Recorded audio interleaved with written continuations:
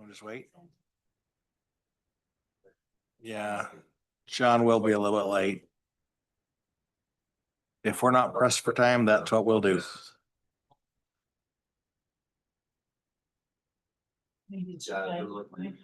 Well, sort of.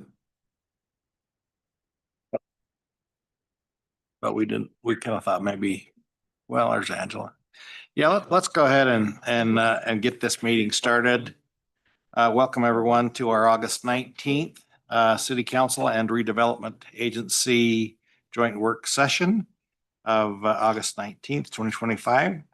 Let the record reflect that all council members are present with the exceptions of Chair White, who is just a few minutes late. We expect her any minute, and the same with Council Member Myers, who is taking care of some work, running a little late today. So we'll go ahead and review our agenda for the council meeting today. We've got our recognitions. Councilmember Blair, you'll be taking care of that reading, right? Weber State University Spirit Squad will be recognized as well. And then we have, let's see, all the minutes covered. Looks like that everybody will be here. So, and then we will have a hearing about the proposed Municipal Code Title 8 amendment, which we're going to talk about in our work session today. And then rules and norms amendment, and Steve Burton's going to present that. Are there any questions on any of those things that need to be handled in the work session today? Sorry, thank you, Vice Chair. I'm just curious about the Title 8. Will we be kind of discussing whether we want to keep it on the agenda also for this evening? That's, when I spoke with Chair White earlier today, uncertain exactly how it might end today. Okay. So I think there is some potential that it might be tabled. I just got some feedback from some constituents saying they felt like it was a little fast. Right. So. And we were aware that maybe that might happen. So, and I think we did talk about that with administration at our joint work session here a week or so ago. So. Thank you. All right. So if there's nothing to review with the regular agenda, we'll go ahead and invite Brandon Rippian up to talk about update on Zone Ogden. Welcome.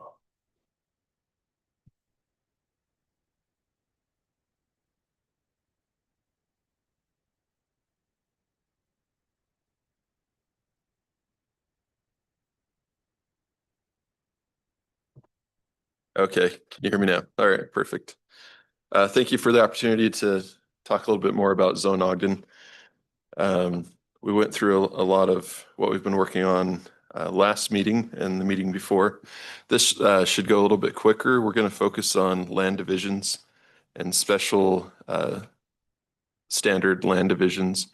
So just as a reminder, we have guiding principles that we've been striving to follow throughout this process. And so these have guided our decisions along the way. So all of the, everything in orange we've actually covered with the city council. So today, like I said, we're going to cover land divisions and property boundary changes and special standards land division. So we're almost through all of the chapters that we've been drafting. And so hopefully, we will be able to provide an even more refined version in the coming months. So these are the chapters that are included in the land divisions section or part. So I'm not going to read all of them, but basically it talks about, lot and block design. It describes how we subdivide property, how we dedicate land, what would happen when someone wants to vacate dedicated land or condominiumize property. And then we also have some other standards to do plan developments, flexible subdivisions, those types of things. So I'll talk about all of those as I go through this. But there are several classifications for subdivisions. You have minor or small subdivisions, which would be 10 or less lots that do not require a dedication of like a street or an easement. We also have major subdivisions, which would be anything over 10 lots or requires street dedication. The third one is a limited residential subdivision. You may recall that we went through this in 2023 when the state legislature required us to update our subdivision ordinances to allow what we're calling limited residential subdivisions. So it's a subdivision that would not require sensitive lands review or I can't remember the other qualifications on that. It was mostly sensitive lands. But it allows for an expedited process. We have basically 15 days to process those types of subdivisions, and that's required by the state. So we updated that in 2023. We have condominium subdivisions, so that would be where you would be able to have ownership of an individual unit, and then planned developments, and those allow for more flexibility within a subdivision. So the first chapter section just talks about general provisions, when we require certain things, what's required as far as engineering. We talk about, what's required on plats, all of those things. So this is just the general provisions. It talks about the basic, what's required for each of the subdivisions that come through the city. When we think about lots and block design, so luckily Ogden has been lucky enough to have a really good grid pattern or street pattern network. And so it's really good for walkability. Some of the things we talk about are making sure that we don't have excessively long blocks, because that does make it difficult for people to travel around the city. So one of the things we talk about in this area is mid-block pedestrian connections. So if there's a block that's longer than 800 feet, we may consider requiring some sort of connection between those, between the block in order to provide better pedestrian access. So that's kind of the basics on lot and block design. The maximum block length is 1,300 feet, and the minimum is 300. So, yes. Ask a question about that. Is that going to translate into the, street design process as well? So if, let's say, for instance, somebody comes in and asks for a street vacation, and it would create a longer block than 1,300 feet, would that inform that kind of a thing? That's definitely something that you should consider. If the vacation is going to create an excessively long block, then we may want to consider a pedestrian connection. Right. Okay. Mhm. All right. Thank you. Yep. It also goes over lot combinations. So what happens when two lots are merged together? Well, that's pretty basic. It also addresses parcel boundary or lot line adjustments, and those are administrative. So if anyone wants to adjust a lot line, a lot of times we have people that may place their fence in the wrong location, and then they end up adjusting the lot line to follow that fence line. So we have standards on how to go through that process. The subdivisions section talks about, what's required as far as a preliminary plat or preliminary subdivision approval and final subdivision approval. Also, we talk about subdivision amendments, what is considered an amendment, and what the process is to go through that. Dedication plats. So sometimes there are plats that don't necessarily require a dedication. So we would call those non-subdividing plats. But we have provisions on also what's required to do those dedications and what the process is. vacation of dedicated land. So that could be, a street or, even vacating, park or something that the city owns. Condominiums, we've talked a lot about, this as far as providing more ownership opportunities. So this chapter talks about what would be required for someone to create a new condominium plat.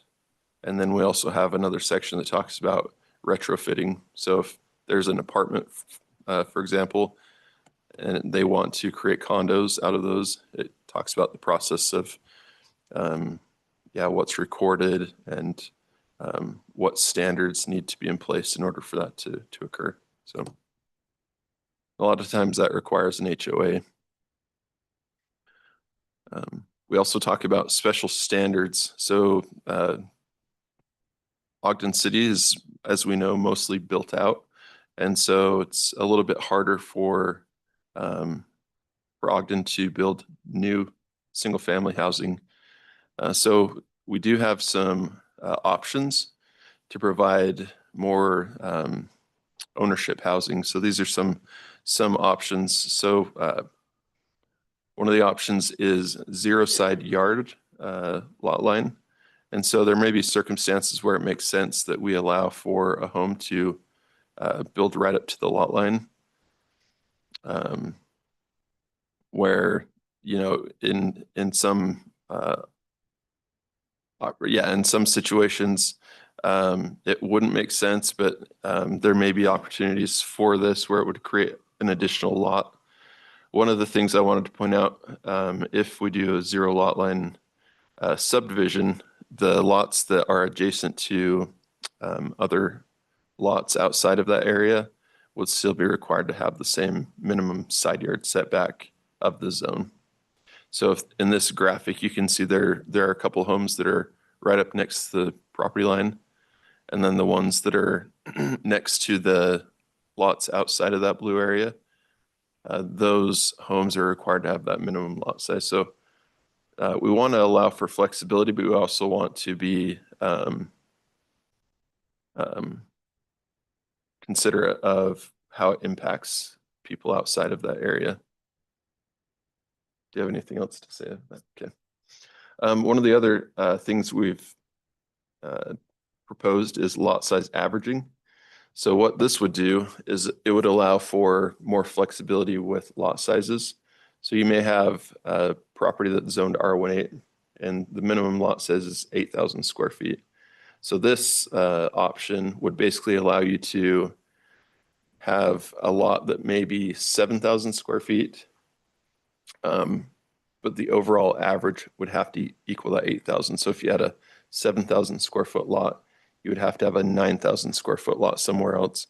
And what that does is sometimes just based on the layout of the land, you may have a piece of property that's not quite 8,000 square feet.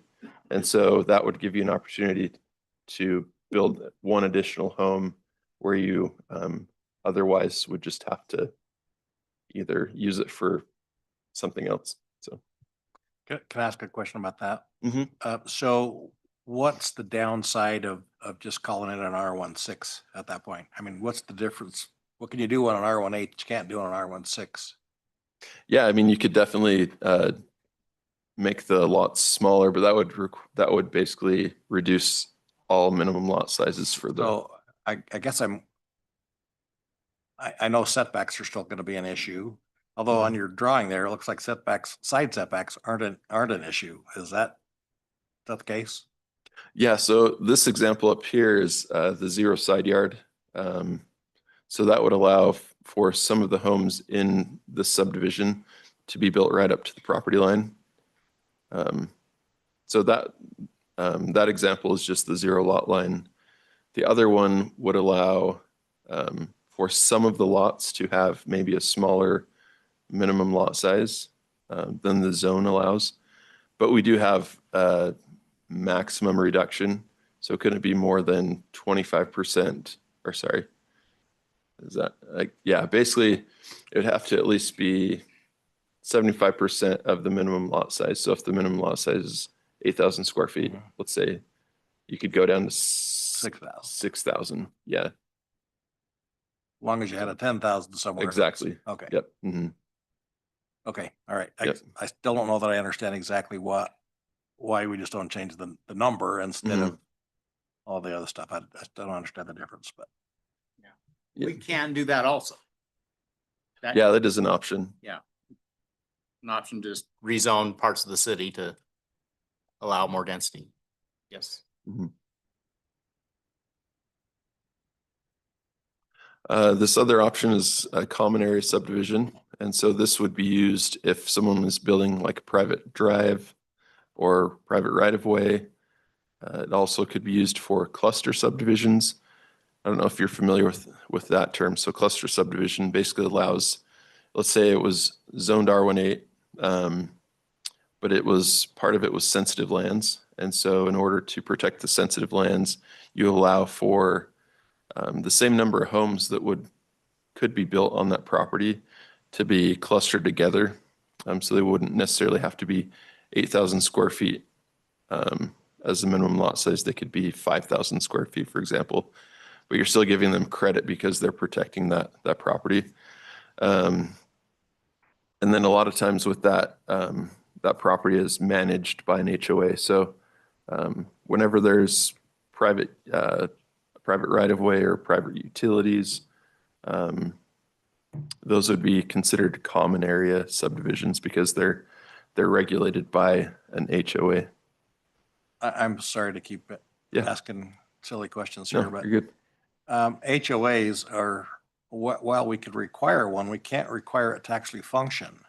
You know, that's kind of the mhm. issue that I'm concerned about, is if it requires an HOA and the people that are part of that HOA decide, well, we're not going to fund this anymore, we're not going to do this anymore. What does the city do about that? Yeah, good question. So in the regulations, we basically require them to meet all the city standards. So a lot of, well, based on my experience, and this was in Layton, basically when the HOA had to fund resurfacing of a road, for example, or new utilities, and then they recognized how expensive they were to replace. They came to the city and said, "Hey, we want you to, fix our road, or we want you to fix our utilities." At that time, they didn't meet the city standard, so there was no opportunity for the city to accept those because they were substandard. They were allowed to be built that way. So what we want to require is for any private utilities or roads to meet the standard in case that happens in the future.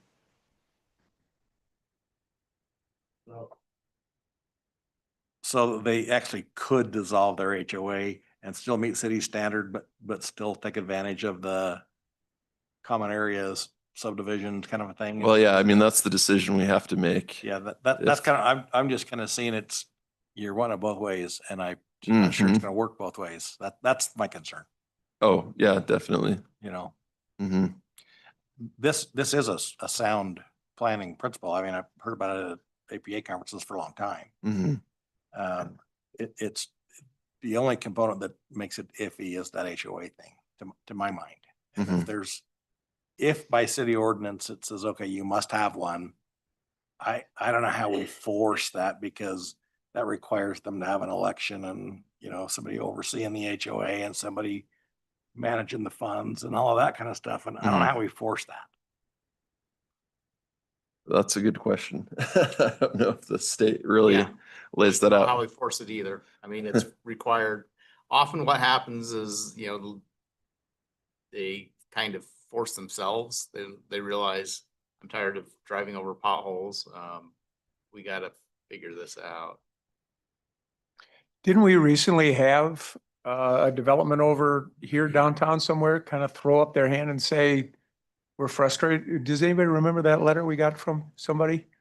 And that was a HOA, but they hadn't planned for roofs or driveways or sidewalks or anything, and they were asking the city for help. Did we respond. Over by OPA, right?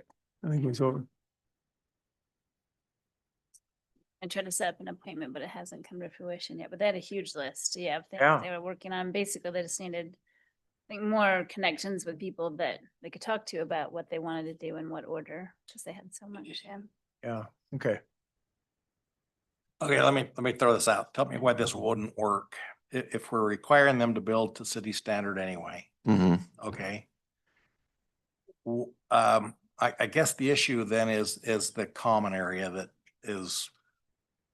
that becomes the issue Mhm. without an AOA. Is that right? An HOA, I mean. Yeah, definitely. Yeah, if they have, like a swimming pool or some sort of playground, yeah, the HOA would be the, Well, if it's on sensitive The ground, they're not tool. gonna have a swimming pool on sensitive no, ground for sure. anyway. Definitely not. I just wondered how big a deal that might be if they said, well, okay, we're just gonna dedicate our streets back to the city. Mhm. Is that something that we could allow with this new ordinance, or is there some reason? Yeah, we definitely could allow that. Because that's where I don't think you want to let an area just go in the toilet because, well, they're supposed to pay for this and, I think that reflects poorly on the rest of the neighborhood if we allow that. Mhm. I know there's an HOA out by me and I think the city, I don't know. I don't know if they take care of the streets, but the reason they have the HOA is some of the common space that it's wetland, and so they don't have to do anything with it. Mhm. But it looks okay because I think the city takes care of the streets and collects the trash and all of that kind Yeah. of thing. So Yeah, I mean, it really is a decision that the city has to make, whether, we would allow for private streets, private utilities. sorry to. No, that's great. Yeah, thank you. Yeah, we'll do more research on that. We're almost through all of these. So plan developments, this is another tool that developers use quite a bit. So it allows for more flexibility in setbacks, lot sizes. A lot of times plan developments do include amenities like pools, parks, sports courts, those types of things. So they, a lot of times they're compensated for providing those amenities, whether it's, they receive additional units or, yeah, they're able to receive a little bit more flexibility. And then, let's see, I think we have 3 more slides. This, we've actually allowed within the city. This is the cottage lot. I don't know if I guess you'd call it a cottage, just a cottage lot. So what it does is it allows someone that has a larger piece of property to subdivide a 1,500 square foot lot. And this property can be owned. So it allows for, a smaller unit to be developed within a neighborhood. And it allows for more ownership housing. So this is something that we're considering to allow throughout the city. I think originally it was in the east central. Yeah, east central. But we feel like this is an opportunity for more ownership housing. Flag lots is another option that we're considering. Ogden has a lot of deep lots. So a lot of the street frontage is occupied by existing homes, but some of the lots have a lot of property behind them. And so this would allow for additional homes to be built, maybe on the interior part of a block. So, and then the last one, actually, let me see. Oh, here was just a couple examples of some flag lots. The last option that we're considering is called a subordinate single household unit. So it's similar to like a detached accessory dwelling unit. Farmington has explored, actually they've adopted an ordinance. Basically it would allow someone to create a lot out, or I guess divide it from their back or rear yard. And this would allow for an additional unit to be built It could have access either through an easement or through, a deeded drive. And so this is another opportunity that we're considering to provide more ownership housing within existing neighborhoods. Any questions on that? I had a question about the flag lot. Okay. What's our current ordinance? I think if I remember right, our current ordinance only allows flag lots if the geography requires Sensitive it. lands. Mhm. And it wasn't that many years ago that we decided to take flag lots out of our, do you remember why? I can't remember. Yeah, just certain neighborhoods didn't want to allow them, didn't want more housing in their neighborhoods. And so the city passed the ordinance to Right. prohibit them. Except for geographical, Mhm. okay. Yes, and I think the changes since then, the number of single family homes we're building has plummeted to Right. Okay, what can makes sense. count on a couple hands. And so we Mhm. gotta find a place to put them, and Yeah. this would be a place to put them. Makes good sense. Thanks. Mhm. Yep. And I think that's it. So I just wanted to make the city council aware that we are holding a developer focus group discussion on September 10th coming up. This will be an opportunity to talk to developers and receive input. And then we're planning on hosting, tentatively planning on October 22nd for a public open house to have the public review the draft of all of the chapters of the Unified Development Code. And that is all I have. So thank you. Any questions? All right, thank you. Okay, so in our packet, it has the previous slide. Did you talk about that? The flexible standard subdivision? Oh, That yes, right I there. did. Sorry. Oh, yeah, so I was just talking about the subordinate, subordinate single-family unit. I did talk about that, but I can talk about it a little bit more. Did you have any questions? So basically, it would allow someone that owns their property to, it's similar to a flag lot. Mhm. Right, yeah, so it's, yeah. All right, okay, thank you. Does that also require the primary home be owner occupied? Or just the subordinate dwelling has to be owner? Yeah, the subordinate dwelling has to be owner occupied. Because the Guess goal the is to whole create unit more name owner, homeowner. right? Yeah, Yeah, okay, sorry, I don't know, I was thinking that one through. no, that was a good But question. yeah. Okay. All right. Thank you. Thanks, Brandon. Thanks. If Chief Subi, if you wanted to come up, yours will be minimal compared to the next one. So if you want to just jump in here real quick. So I don't have a presentation or any, just thank you, council, for letting me speak on this amendment to Title 10.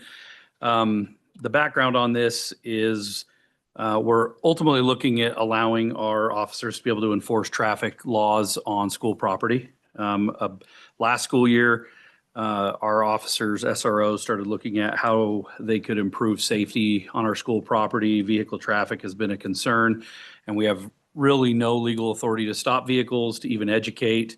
In those circumstances, if somebody is speeding across the parking lot and it doesn't reach the level of reckless driving, we really have no authority to address those types of offenses or take any type of action. And so they looked into how we could do this and found that there was an avenue through making an amendment to Title 10. Ultimately, what this amendment will allow is that all of the uniform traffic code in the state code would fall under our ability to enforce on the school district property. So moving violations, traffic violations of any kind, driver's license violations, insurance violations, all of those things would be enforceable on school property. We brought this to the school board as well as the school district, and they were supportive of this. They approved it in their board meeting. And we just see it as a way to continue to make our school properties safer places for our kids. One tragedy away from somebody getting hit and killed in a parking lot, or there's a lot of distracted driving that could be addressed. It would be an education first approach. It wouldn't be about going out and needing to issue citations, but just the authority and the ability to actually stop a car, have a conversation with a teenager who's on his phone or her phone before they're about to enter the roadway. Ideally, we get them before they're on the roadway when it even becomes more tragic and we have more severe issues. So we find it as a kind of a step to addressing the issue before they're on the road. And so maybe, you know, down the road, this has a long-term effect too in driver safety in our youth. So it's a method for us to make our roads safe. Do you guys have any questions about this, or? Is there something or some things that have precipitated this?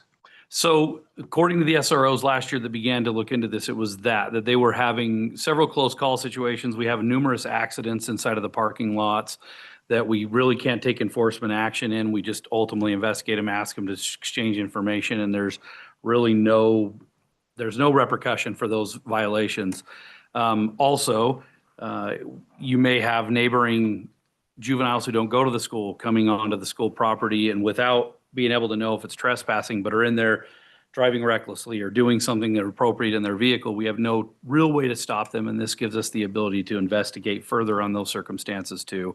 But it really came down to our officers are out there at the end of school watching vehicle traffic in our parking lots going to and from the school, and they just see the potential risk down the road of having the ability to at least stop a youth and say, hey, your driving behavior is risky. It's going to result in somebody else being severely injured or hurt. So it was just precipitated by their constant seeing this occurring in the parking lots and not having any ability to legally stop or detain for that educational purpose.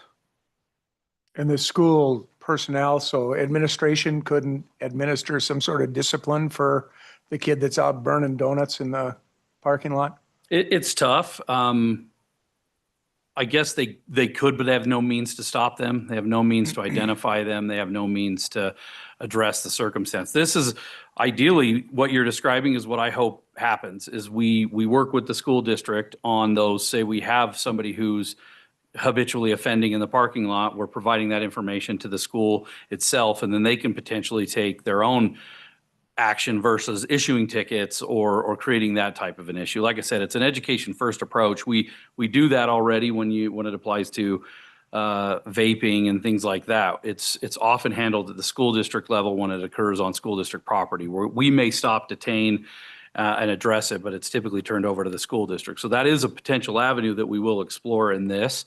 But there are those egregious situations where we need our officers to be able to stop a car, prevent somebody from being seriously injured, and it just gives us that authority to do that. But that would be the ideal approach. We just spoke about that today, specifically about engaging the district and the schools themselves in taking action against those students if they can or have the ability like they do with other.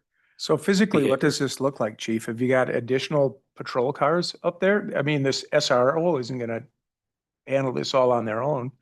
No, I mean, necessarily, are they? it They've got gives- responsibilities other than that.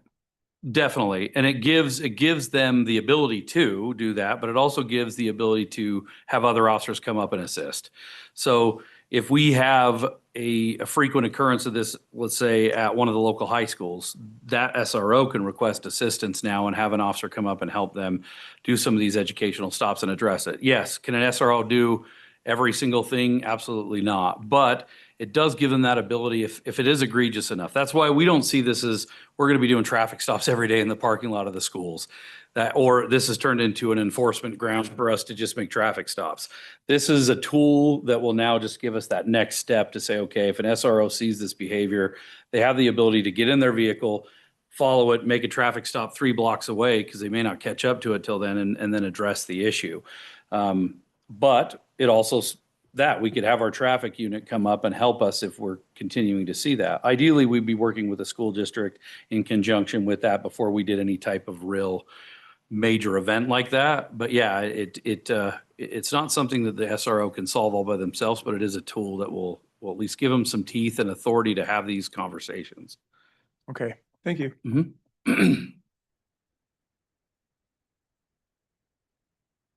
Any other questions? Janine? I was just going to say, if there's not any concerns, this will be on the agenda next week for consideration. As someone that was backing out in high school, got T-boned by somebody that was going way too fast in the parking lot, I think this might be a good thing. Awesome. Anything else? Thanks. All right. Thank you. All right, next on the agenda is the, I think it's the rest of Title 8 amendments, and Jared, or who's going to present that?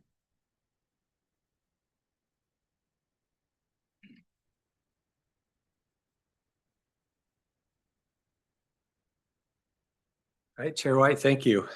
We appreciate the opportunity to come back, talk to you again. I know we've been having a lot of discussions and we plan on having a lot more.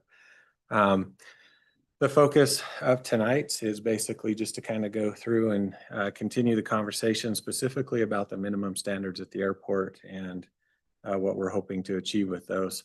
So we'll kind of go through a similar format as we have in the past, in the sense that Ryan Like with AGP will come up and he'll talk about and go through some of his items. After him, Brian will also come up and talk about some of the items that he's been working on out there as well. And then we'll kind of go through and take any and all questions that you have and continue to work through that. Really quick, I just would like to cover a couple things just to keep you in the loop on what's happening out at the airport. We do have a lot of great things going on. The terminal is nearing completion. We will be holding an open house, which we will be sending you an invite, and hopefully you're all there or are available to come and attend with us. I think that'd be great. A lot of the projects that you approved last year in the budget are well underway. We've bid out restrooms. We've bid out the south ramp. We've bid the cargo ramp. We're scheduled to start at the end of this month on the fog seal of our main runway 321, which will require the runways to be closed in the evenings. We'll close those from 8 p.m. until 7 a.m. That's going to run approximately about 2 weeks. So there's a lot of things that are happening out there, and we appreciate your support on those. We also appreciate the FAA for calling us with additional funding that they had. So that's great. And then Vice Chair, when you started the meeting and Councilwoman Chilberka, you said it as well. We understand there's been a lot of dialogue with the users out there internally. We're aware of some of, probably not all of them, but some of the communications that you've received. We've tried to be responsive to those, and we understand. And Ryan will kind of go through this. The modifications that you received recently are pretty minor to the overall of what you already were given in the draft form that came in July, but Ryan can talk about those.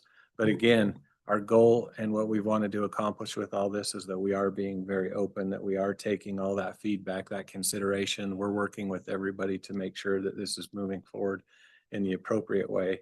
And so we totally understand that. And if there's questions and things that still need to be addressed, that's okay. That's what we're here for, and we want to continue to address those. So it is not the goal or the attempt to try to hurry and just ram it through and just be done with it. We're okay to take the time that we need to make sure that we're doing it right. So thank you for the input and the feedback that you've given us. And with that, I'll have Ryan jump up. Thanks, sir. Thanks for having me back again. I appreciate your time. I know we spent a lot of time, and today you'll be happy to know I only have 2 slides. So I know it was death by PowerPoint last time. I kept it much lighter in hopes of having this more of a discussion, be able to answer questions, particularly around some of the comments you may have received that Jared was referring to. So going to the first slide, really just want to kind of, again, re-hit on the idea of the benefits of having minimum standards in policy. I think some of the comments that you received really kind of make this point. And so, yeah, I just got a couple items I want to hit on here. First, just allowing for flexibility to attract and respond to investment opportunities. I know Salt Lake is not a ideal comparable for Ogden. And I saw a comment that, the minimum standards that we've submitted look very similar to what was submitted at Salt Lake. That's because we did the minimum standards at Salt Lake. So we have a template that we use when we go to different airports, we adapt that template to the airport. That gives us the benefit of multiple years of having user and counsel and legal, both internal and external review on that same document. So it's been through a number of iterations and revisions to try and address best practices and legal input on what the big concerns are, particularly around grant assurance violations. As I talked about Salt Lake City, it's really a system of airports. So when I say SLCDA, that's Salt Lake City Department of Airports.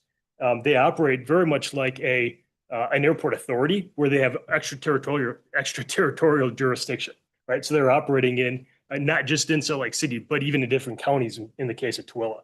And those airports are very, very different. So when you look at Tooele, I think I mentioned they just got utilities out to the airport. They've had very little development there, but a lot of potential. South Valley Regional, again, not in Salt Lake City, very heavy GA activity, even some heavy GA activity. But when you look at Salt Lake International, in some ways, that's probably one of the best comparables to Ogden because it's really two different airports. You look on the west side, that's the commercial operations. The east side itself is very much operated like an executive airport, just like Ogden, where you have heavy jet traffic that comes in, but also a lot of light GA training, including aircraft training. I worked at Westminster College, and we operated out of the east side of Salt Lake, flying small piston engine aircraft, 4-seat aircraft, doing flight training. Martin, who's here, operates a flight school out of Salt Lake International still, doing the exact same thing. And so you have that diversity of general aviation users that you also have here at Ogden. Ryan, can I ask a question Yeah. about that? I've often wondered about this. Yeah. At Salt Lake, in as much as it really does feel like two separate airports, does the security change from side to side? Yes. So there's much higher security standards on the west side, and even on the east side where you have the Air National Guard, there's the do not cross or you're going to get arrested line, right? So you do have different requirements, but it's not all that different than what you have here, where you are mixing that commercial traffic with general aviation traffic. So if Ogden, when we build out to where our commercial kind of comes out of that west Yeah. side and our GA stays on the east, does that lower our security requirement for the GA side? It does not. You still have the same requirements from the TSA. Provo was really similar. When Allegiant first started operating out of the FBO there, it was adjacent to our leasehold. And so again, it's that do not cross line where even if you're taxing into that area, you can get in trouble. So the standards remain the same. Okay, I just know that was a little bit of a rub when we did start taking commercial traffic Yeah. to the GA guys. Say, what's happened around here? It essentially captures a part of the airport that can't be used for general aviation activity anymore. Yeah. Yeah, great question. So, I think some of the comments also are addressed with this, allowing the standards to be able to adapt to fit all airport businesses. So we mentioned that the input that we did receive was primarily from the FBOs, very minor changes since the July 22nd draft that we submitted in the packet then, and only around jet fuel handling requirements. I think we increased the tank size from 20,000 to 30,000 gallons, which reflects about a 7-day supply, which is a pretty small minimum, but we're lucky to have refinery here in Salt Lake. If we needed to, we could go to Arizona and get additional fuel to be able to make sure that we have the enough fuel at the airport. And also requiring 2 Jet A fuel trucks, but only 1 to be operational at any time, just to ensure that you have the necessary equipment at each FBO to be able to distribute fuel. And those standards can change. I don't know if I have it on the slides. I guess I do later. That facility and service requirements constantly are changing. With avgas, 1 operational fuel truck is fine if that happens to go down. Ideally, you'd have a self-service fuel station for avgas users. And so as that may come into the airport, the need for having multiple avgas fuel trucks would be smaller then. And so you can adjust those as fit. I mentioned the avionics, paint, and light sport on that second bullet point. The idea here is that you have a wide and diverse operator group at the airport.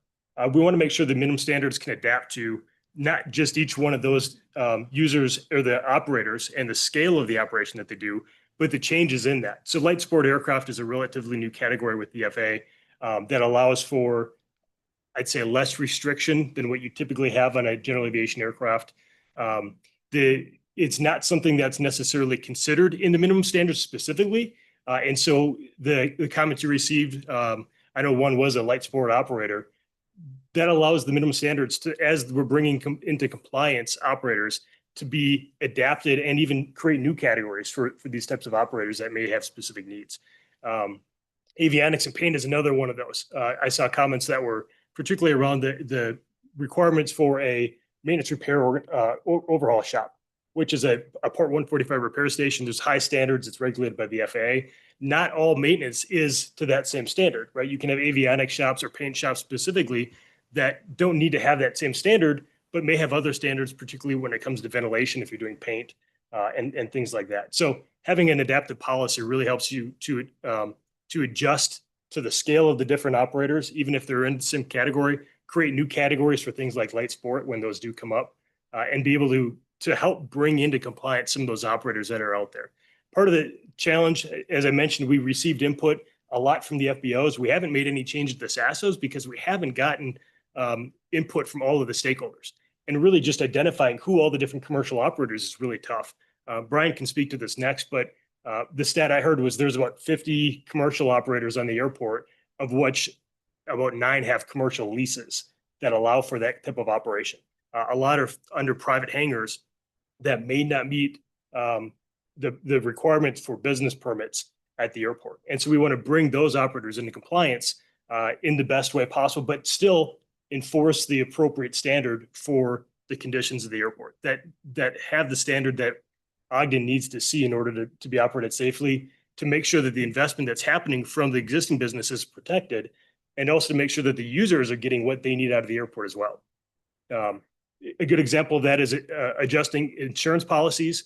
Right now, within Title VIII, it's a part that we haven't addressed yet, but it does have insurance requirements specifically written into ordinance. So eventually we want to take that out, put that in as part of a table within minimum standards that identifies at least the required policies, but be able to scale those liability limits depending on the scope of the operation that they have. You can have 2 even flight schools that are doing very different types of training that would have different insurance requirements, particularly when it comes to charter operators, the aircraft operators. The different size of aircraft and type of aircraft they operate are going to have very different liability limits that you'd want depending on the number of passengers that are on board each aircraft, the value of those aircraft, and so on. Another thing that we may need to respond to through minimum standards, regulatory changes. I mentioned this. One that the industry is dealing with right now is Grant Assurance 30, which is the civil rights. The FAA, and really it's the DOT that's pushing statutory requirements, particularly with executive orders that are coming out of the federal government, and requiring sponsors to comply with executive orders. And there's a list of those that are constantly being updated that may impact minimum standards when it comes to some of these grant assurances. And then I touched on that facility service requirements as well. I think, maybe the appropriate question for council in discussing this is it a question of if or when do you want to go this direction with having minimum standards in policy, or is it a hybrid approach of finding that balance between ordinance and policy? Because the when can easily be figured out, I think, as Jared was alluding to. So, the minimum standards that we have right now, they're not perfect, but they're definitely an improvement over what's in ordinance right now. And I think that's the really important thing is we don't have to move right away, but make sure that we are making progress towards being able to protect the investment of the airport and really encourage development. That's why I brought up the example of Salt Lake City East Side on International. Those minimum standards were updated within the last year. I want to say it was December of 2024. If you drive over in that east side, you'll notice a ton of development has popped up. It was really kind of contingent again on seeing the investment being protected. You're noticing very large corporate hangars that are being built where you haven't had any development over the last easily 10 or 15 years. And so the minimum standards, by bringing those up to current best practices, really can encourage additional investment. That's kind of waiting on those to be in place.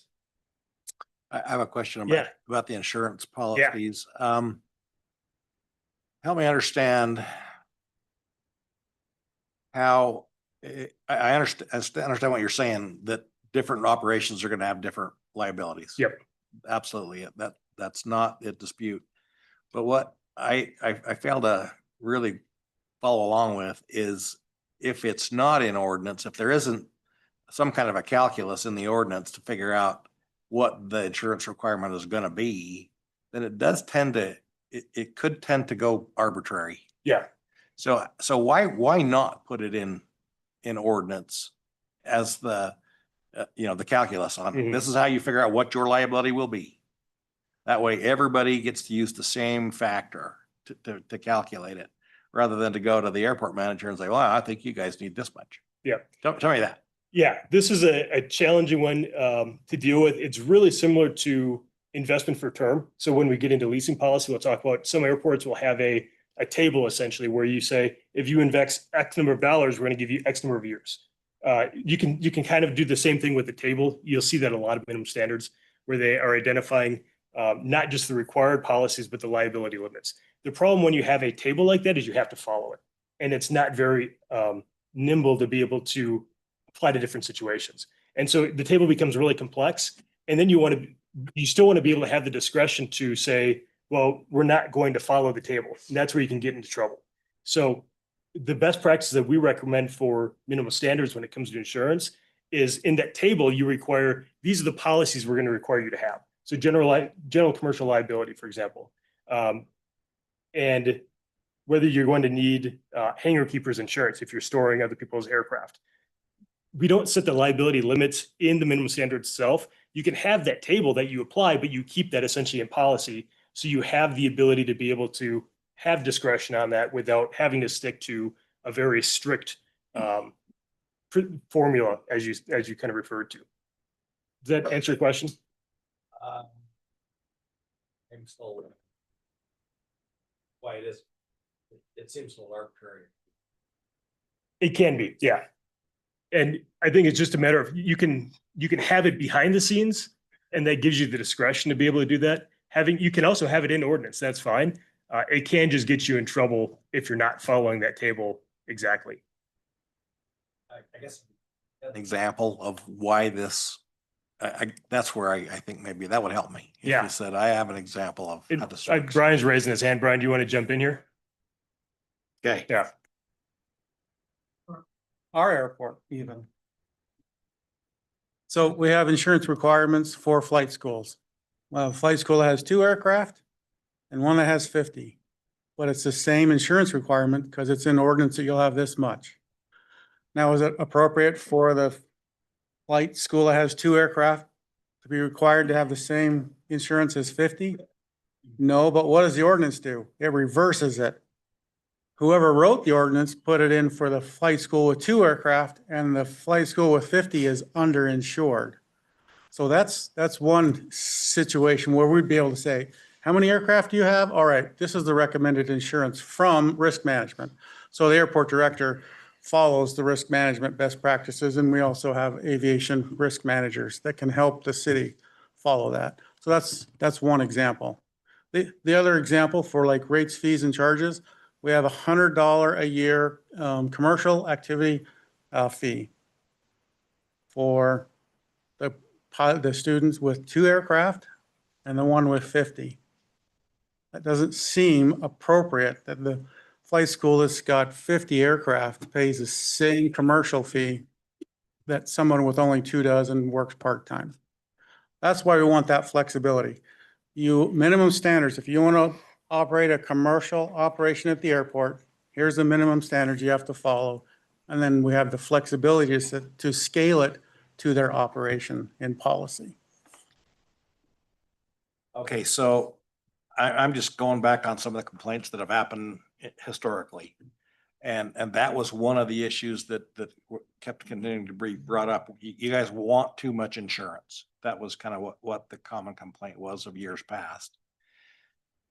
And I guess my question is, or my response to what you said is could your ordinance differentiate between the flight school that has 2 versus the one that has 50, and say, okay, it's based on the value of your asset, or it's based on something that is a standard way to calculate that? The FAA says the insurance has to be reasonable and attainable. So the insurance requirements would be different, and that would go through the risk manager for the city. They're the ones that determine the risk at the airport, not the airport director. I can speak the language, but I don't know how to write the policy, so to speak. Okay, And so we worked with the city risk management team, and we have contracted with outside aviation risk management council to give us recommendations on what coverages we don't have, the appropriate coverages for the different businesses, and for the pilots, also for the private vehicles that come onto the airfield. So right now we require the minimum liability insurance in Utah, which is $15,000, and have $80 million aircraft out there. That policy is going to run out very fast, and then who's going to be ended up paying the bill? Airport, you let them on the airfield without proper insurance. But that's what we're addressing down the road here. In fact, the insurance was the one that gave us the biggest headache, right, guys? And we decided to let the experts handle it. But we are making process improvements, and we're ready with the minimum standards. thanks, Brian. Yeah, and I think Brian brought up a good point of just allowing the risk management within the city to be able to identify what's the best for each individual case. It's really hard to come up with a formula to be able to look at all the different types of coverages you'd have for the different operators that can also scale appropriately with each. And yeah, it can seem arbitrary, but being able to allow the flexibility for the risk management to be able to assess the operation that's proposed and then be able to adjust those insurance requirements over time is helpful. That's a good question while we start. course. Is that okay? I don't mean to get in the weeds here, but Mhm. what executive order would apply to the airport? So there's a whole list under grant assurance 30. When it comes to equal opportunity, Those they're aren't statutory, that's just. not statutory. They're executive orders related to, this is primarily related to DEI. And this is where you've got a number of states, municipalities that are in a lawsuit with the federal government over the federal government requiring compliance with these executive orders. Right, no, I know a lot about them, and so I was just curious how it would fit with the airport and changing it, because in my understanding, you wouldn't be changing anything until it becomes a law. right? Yeah. Okay. Yep. And so just a lot of times you'll see compliance with those and requests for proposals. Airports are also required to have compliance documents. And we've seen a lot of that be put on hold just because airports aren't really sure what exactly the position is going to be when it comes to following those. The last point I wanted to have here, and I think this helps address the concern, maybe that's been brought up as well. You know, the best practice really is for an annual report, at least annual report by the airport to council on both the changes that have already happened to minimum standards over the last year and those that are anticipated as well. So that the sponsor, the city council as the legislative body still retains authority and oversight of the airport. You know, just because it's not in ordinance doesn't mean that this body doesn't have those responsibilities and that authority for the airport still. Can I ask a clarifying question about that too? Because when I read that, I'm thinking, and this is just also for the public's knowledge, a lot of times we have entities that give us annual reports, but we just listen to the annual report. We don't pass any, acceptance of it or that it's okay because it's administrative. So is that different in this case? It can be, and it can just be in the form of direction from the sponsor to the airport on what you'd like to see incorporated or changed in minimum standards. I know that this was the big takeaway from Salt Lake moving minimum standards from their Title 16 when they did that in December was having the promise of the airport come back and actually do an annual report so that they can understand what's going on, have that oversight ability, and give direction to the airport on what they like to see. Because ultimately, the city is still the sponsor of the airport and has authority and is required to maintain authority under grant assurances for the airport to ensure that the compliance with them. Did that answer your question? It did, yeah. Okay. Just kind of making that clear because I think that's the reservations maybe that people have is, in the future, there's going to be a different council and a different mayor eventually. And so those relationships are not always as cooperative maybe. And so just thinking ahead to maybe some of those issues. Yeah. Sorry, go ahead. Are you done? Yeah. So just going back to the insurance policy, maybe in all of these, so how often are those policies looked at? So, I mean, I could see that a scale, you'd scale up from 2 aircraft to 10, or up to 50, or how often are those looked at? Ideally, you have all of the minimum standards reviewed annually so that the airport will read through the policy and identify any issues. Really, it's an ongoing basis because most of the issues that come up aren't from that annual review, but they're actually from existing operators that are running the issues with the policy, or new operators that want to come onto the airport where you don't have clear guidance over that kind of operation and the minimum standards.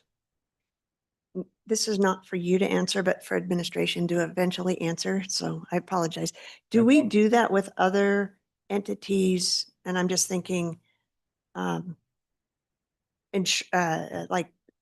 like soccer, for instance, when we have, soccer groups that come on, do we scale their insurance policies from a minimum standard to, if you have 10 kids, it's one thing, but if you have 110 kids, it's another. You don't have to answer that tonight, but I'm just curious about that. I'm just wanting to make it consistent across our policies, if need be. Yeah, and a lot of times the policy will have a general coverage and a per occurrence. So that helps to scale it as well. Each occurrence, there's an approximate maximum that you would be covered for. But then there's an overall umbrella policy as well that will cover into that too. So if I Yeah. could too, back up a slide for me, Ryan, if you would. Yeah. So with regard to best practice, for accountability purposes, I like that there'd be some reporting, but I'd also like to know what the intended change in policy is and why. And then in the following year, come back and say, we made this policy change. You'll remember this was why, and here's the effect it had in a positive way. Yep. Or it didn't accomplish what we wanted it to. I'd like some metrics to accompany that. If you can't measure it, we can't measure its effectiveness, right? Yeah. So if we're really going to have an opportunity to review some of these administrative changes in policy, then it'd really be nice to also understand how effective they were or weren't on an annual basis. Is that something that would be possible? Yeah, I think so. I'll have to think through how to incorporate metrics into that. I think when I talk about an annual report, it's not just a document that you turn in, right? It's really a presentation to council, probably in a working session, explaining, just as you said, here's what we did, here's why we did it, here's the effect that it's had. Right. That's a pretty common practice that we do throughout aviation, just kind of closing that loop to make sure that what we're doing is actually having the intended impact that we anticipated. Right. Okay. I'd appreciate that as I sit here. Yeah, I'll have tonight. to think about how we can incorporate that, but I think that makes a lot of sense. And then it seems to me, and correct me if I'm wrong, I'm going to kind of convert your minimum standards into something that I more quickly identify with. Is this kind of the competitive playing field that you're creating? It is. All right. So if all of a sudden a minimum standard is determined to be, we need 2 avgas trucks. Yep. Operational or ready to be operational at all times, that's going to make potentially, in my mind, fuel more expensive. Right? Because you got to offset the cost of Yep. that truck. All right. So how do we adapt and adopt then if all of a sudden Brigham City decides it's going to compete with us and they're going to do it with 1 avgas truck and self-service pumps? I mean, how do we ensure that the competitive playing field that we're creating is one that is going to move forward successfully and not open the door for a competitor to beat our pants off, Yeah, Brian is chomping at the bit on this one, so I'll gladly let him take this. So again, real life examples at the Ogden Airport here. So the reason we recommended 2 fuel trucks with 1 redundant is because we do 1.2 million gallons a year of jet fuel. So that's our livelihood. We can't have 1 jet fuel truck and have it go down for maintenance for 3 weeks and lose 3 weeks of revenue. So we would require 2 trucks, 1 operational.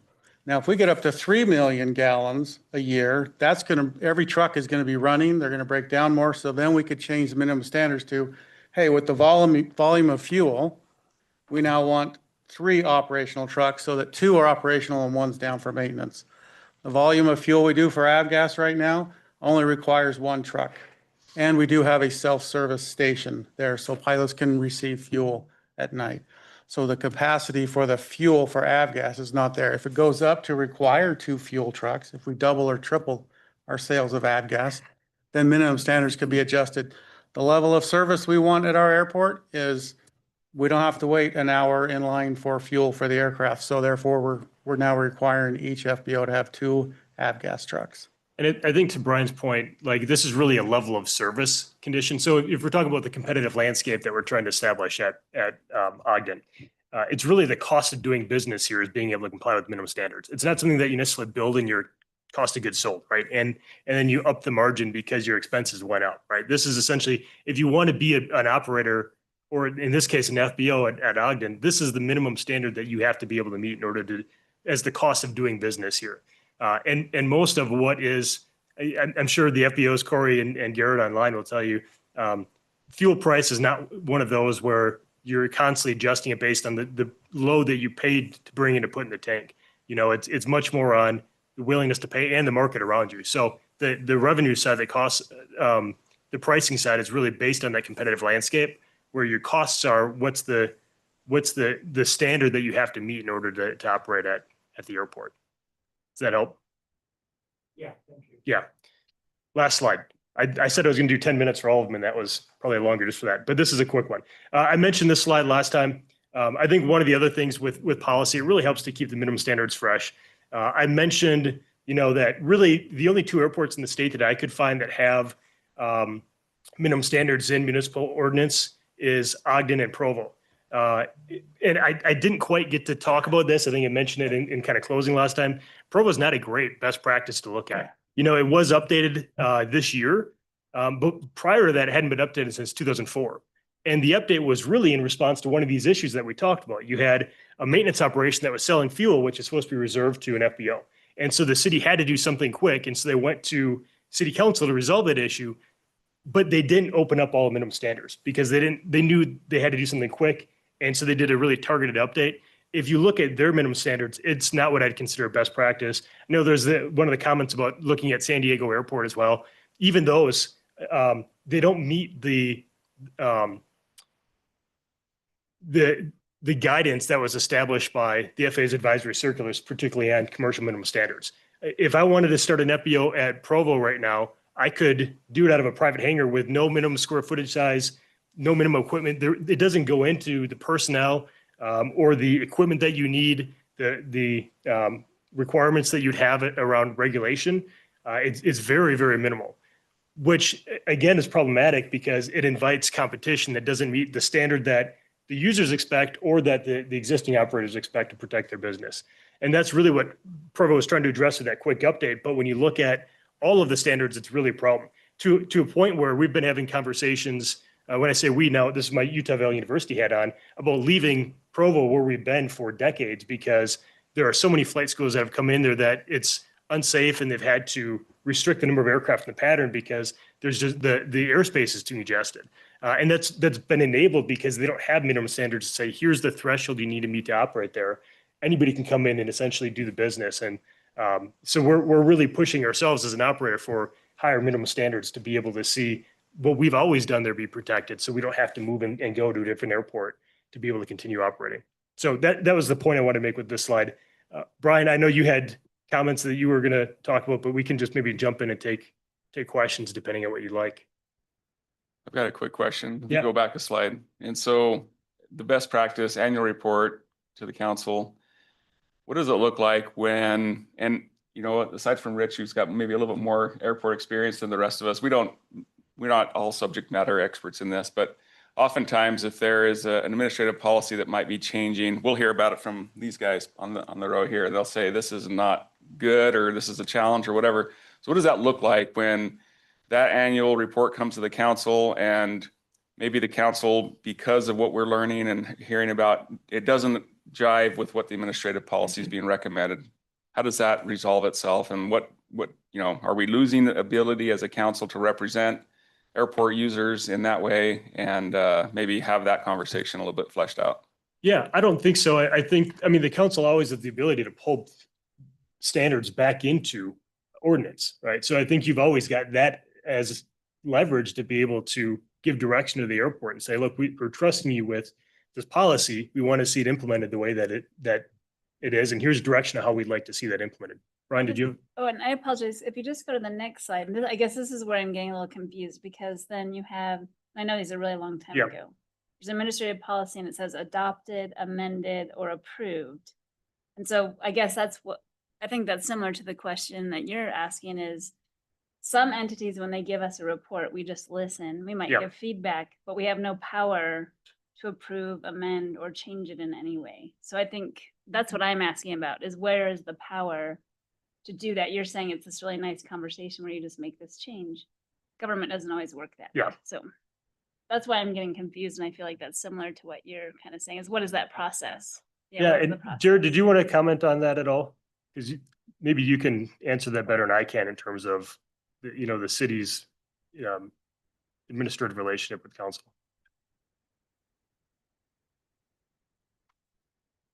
I didn't mean to cut you off. I'm sorry. Yeah, I mean, I can talk about that. Ryan's right. Like you still have control or have the ability to always pull that back. The other thing too that we want to demonstrate moving forward, and I know we've touched on this in the past, like this is just one section of Title VIII. So there's 7 other sections, right? And we're not asking to remove. We will be showing you as we move forward, we're not asking to remove every single one of those from Title VIII. We will be making recommendations on portions of them like the rates, fees, and charges, that we move those elsewhere in city code, like to the consolidated fee schedule that would still have to be brought before the city council annually and adopted and approved and go through that. I think maybe one of the easier, maybe it's nothing's easy about this, but one of the ways to describe it is to go through is essentially, if you look at all the other real estate holdings in the city, most of those are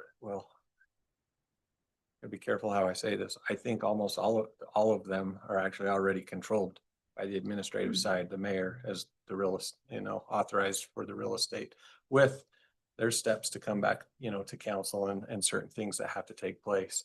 And so in a way, that's what we're trying to do here is we're trying to say, look, the day-to-day operations of the airport and how it's controlled and what we focus on and what we do, we're asking to have that authority, that discretion to be able to make those choices and be adaptable the best we can to provide for all of the users that are out there, because it's until you spend a day at the airport, you don't probably realize the whole degree of different users that you actually have out there.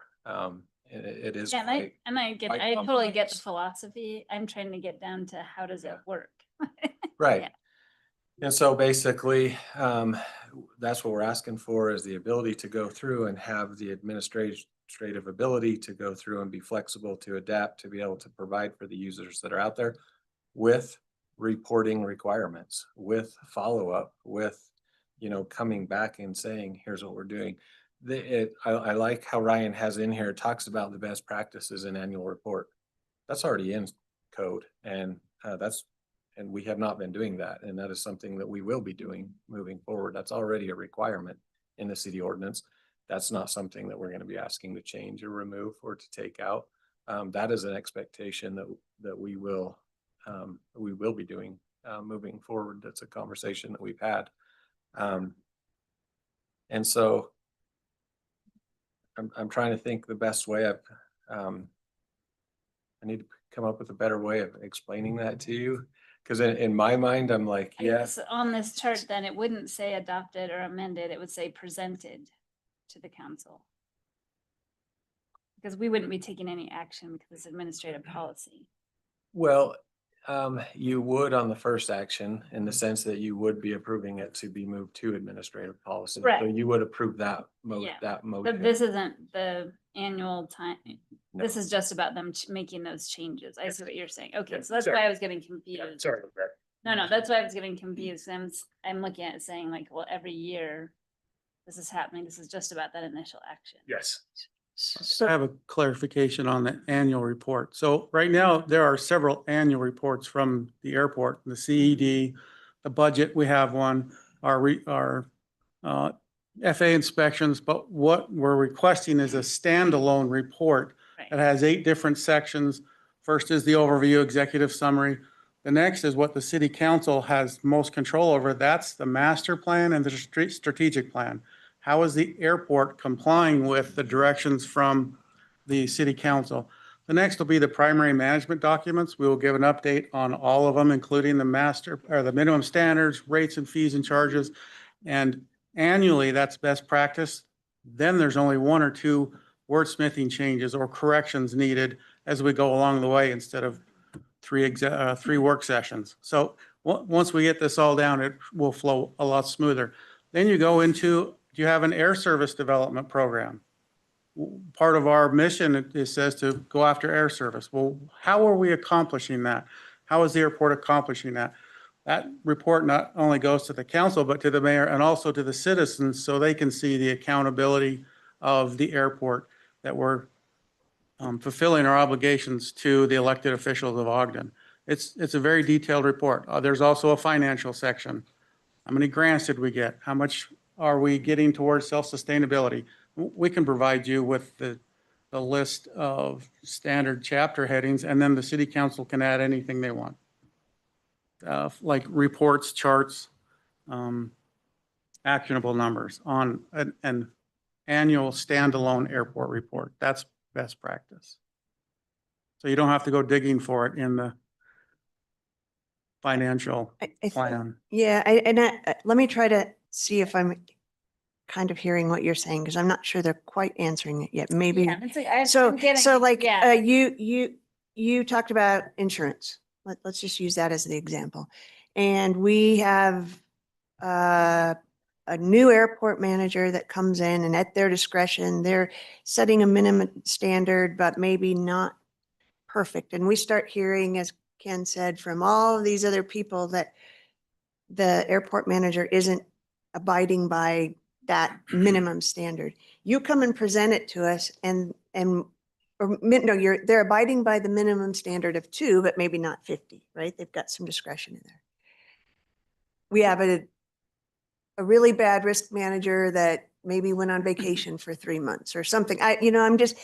I'm setting a scenario where you guys come to us and then you give us and present the annual report. I think what Councilmember Chberk is asking is, when we do that, how can we make sure that that annual report and we can make that change right there as a change to that administrative policy, or as, a minimum standard, or how do we hold people accountable, I think is what, maybe that's the question you're asking. Because I feel like, and again, this is just my experience so far, with the different boards we work on, the only thing that we approve is their fees, right? Or something like that. So I think that is kind of the question, is if there's something that we're hearing. I mean, we got some feedback now that we can talk about too, about, how does a person maybe grandfather into some of these standards or different things like that. But it's just more of us bringing up those issues. We don't have any power to change it. It's just maybe one council member saying something or whatever. Whereas if we had it in ordinance, we would all vote and then you would know where each council member stands. Yep. So that's all. And Couple, I'm not arguing for or against. I'm just trying to understand it. and a couple thoughts just on the discussion, and I'll try and bring this back around to answering your points. I think Brian hit on a key thing, that the FAA says the sponsor is really reliable or responsible for the strategic direction of the airport, right? So as you mentioned, like, not everybody's going to be an expert in aviation, and we get really into the weeds on this stuff. The idea is that through a strategic plan, that the council can really give direction to the airport on the big vision that you want to see the airport be. And then it's really administration's job to carry out that vision through the kind of policy that we're looking at. That policy also does include mechanisms that you typically see in maybe like planning and zoning ordinance, for example, where if the airport manager or the administration sees that there's somebody's out of compliance with minimum standards, there's an enforcement chapter in there. It's pretty minimal, but there is an appeal process for that. So if users and operators feel that the standards are being unfairly applied to them, there is a mechanism that they can actually bring that up, bring it to the administration to be able to have that heard and have some due process on that. And so we can even kind of tweak how that enforcement process works, but ultimately that should be kind of where it's contained. And if that's not working, then really that's when it would come to council, that where there's concerns that that policy is not being followed, and ideally have the strategic direction address closing that loop. Did that help?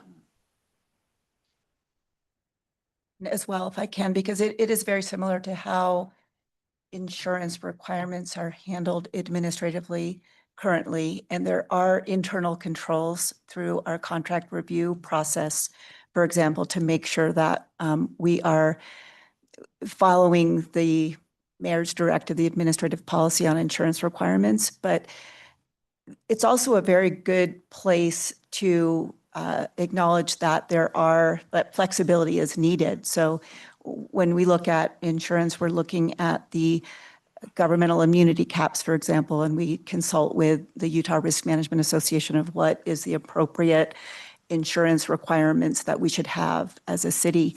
But within that, we have some flexibility for, let's say, a less risky event with a smaller organization that can't afford the highest level of insurance that we normally require under that. And so, but we have an internal process to evaluate the risk, sign off on that, so that we don't have executive directors just approving insurance levels without a review. And it goes through legal, it goes through the CAO, it goes through Lisa, the comptroller, and things like that. So I do feel confident that we have internal controls that will keep us from making arbitrary decisions on insurance, for example, or any of the other administrative policies that we adopt. So just wanted to clarify that.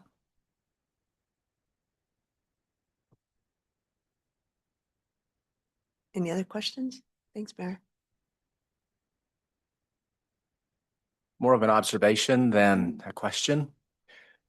We've received a couple community inputs this past week, emails. One of them from Mayor Dandoy, which he's incredibly complimentary to the direction the Ogden Airport's going right now. So kudos. I don't know if you saw that or not, Brian, but it was, it couldn't have been a nicer compliment. And the second one was from Corey, and I don't know how to pronounce his last name, Benson. Thank you. Great, great comments there too, Corey. I liked three concepts that he said. What do we need to do to make the airport better? Airport culture / leadership, and lack of minimum standards or creating minimum standards. And I just thought those were insightful. And so my personal opinion is that we've got the airport going in a really nice direction right now. Kudos to our administration and to you. And I just have the trust and confidence that if we're going in the right direction right now, let's proceed and go forward. Let's just put our foot forward and put on the gas and move forward in this direction. We've had extensive studies over this. You're bringing your expertise to the table on that. And I just want to express my support for what you're doing right now. I think there's a lot of things that are changes for us. And, you know, I think we can accommodate those changes as long as we feel comfortable with them. But I think the direction that we're going is the right direction. And I just want to say thanks and well done.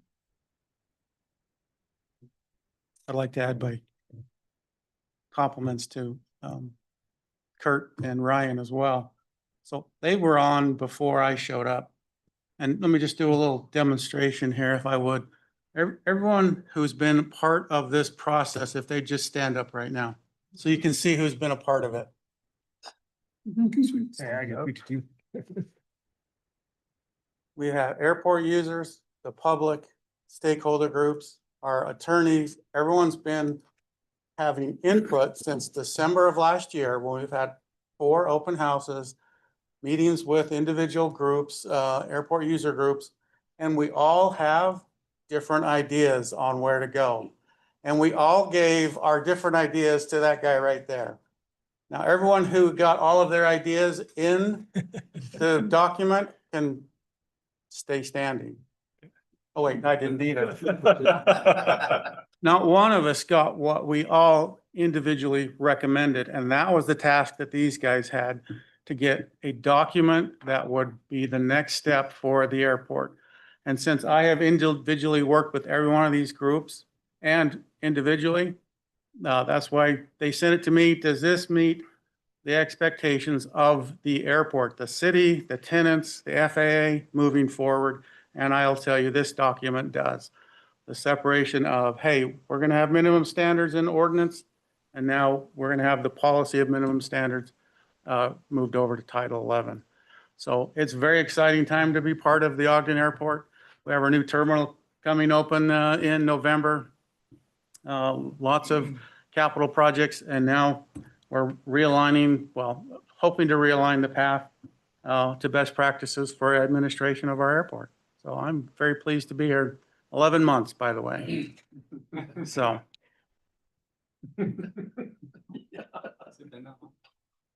Just to note, none of us stood. So that's why we've been asking a lot of these questions and haven't been part of the process. So that's probably a little bit part of why we're asking a lot of this and taking our time. So I'm not, no offense, I get it. I'm just trying to say that we're trying to catch up as fast as That's you how guys have been long it took us working to for get 8 through months. administration.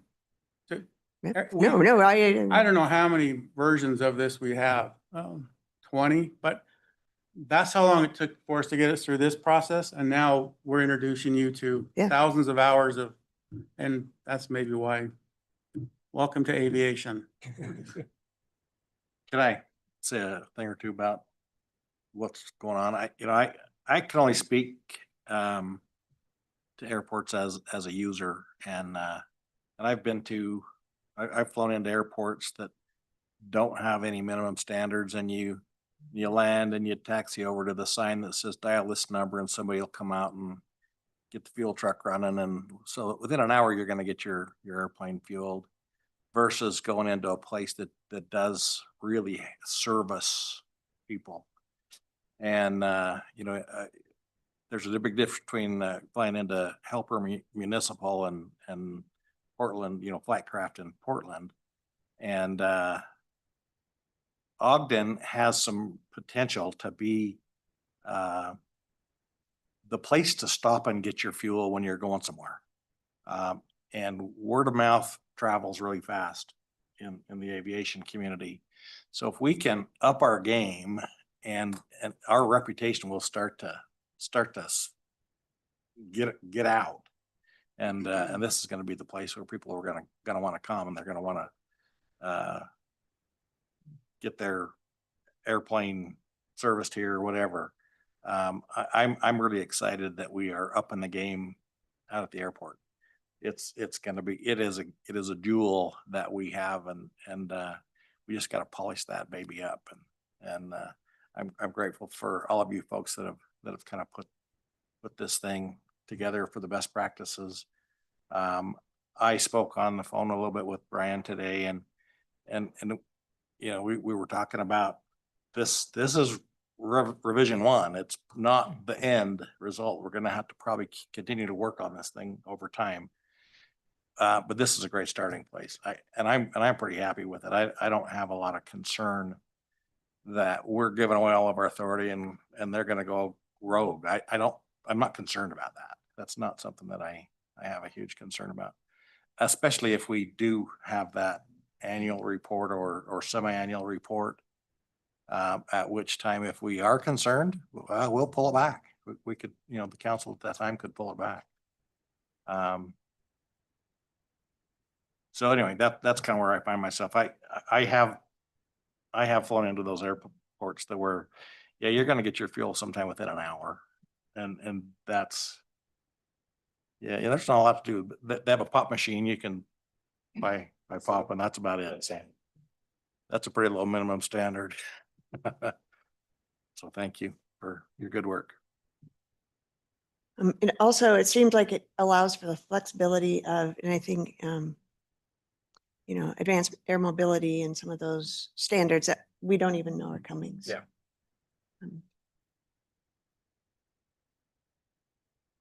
I don't know if Helper has a municipal airport or not, by the way. Poor helper. Poor helper.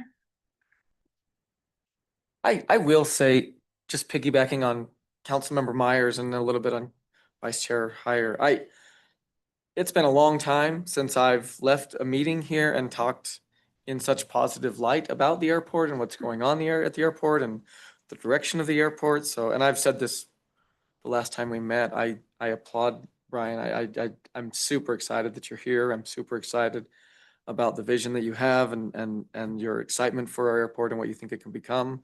And I like Councilmember, and so piggybacking on Councilmember Myers, I agree. I think what we've got here and the direction we're going and the synergy that we have right now, I think speaks volumes about all the manpower and all the hours and all the effort that's been put into it. Piggybacking on Vice Chair Heyer, I agree. I don't have a lot of reservations.